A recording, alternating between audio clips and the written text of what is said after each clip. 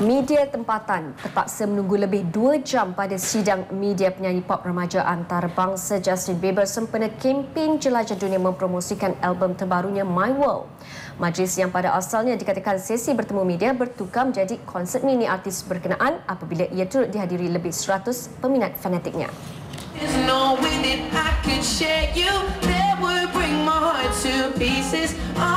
Penyanyi kelahiran Kanada berusia 18 tahun ini memulakan acara dengan menyanyikan 7 lagu secara akustik di Universal Music Malaysia. Dan seperti yang dijangka, ia mencetuskan sambutan luar biasa peminat fanatik yang menggelarkan diri mereka Beliebers.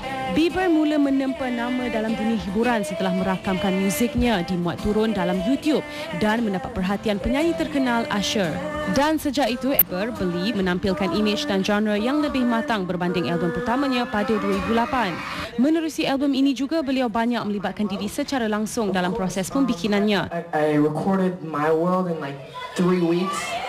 So like with this album I was able to really be involved more and we spent like 8 to 9 months in it, so like it was a lot different. Pada majlis sama, pengarah urusan Universal Music Malaysia, Sandy Montero, turut menyampaikan plak emas kepada Justin atas pencapaian jualan emas album itu dalam masa 2 minggu di 9 negara Asia Tenggara.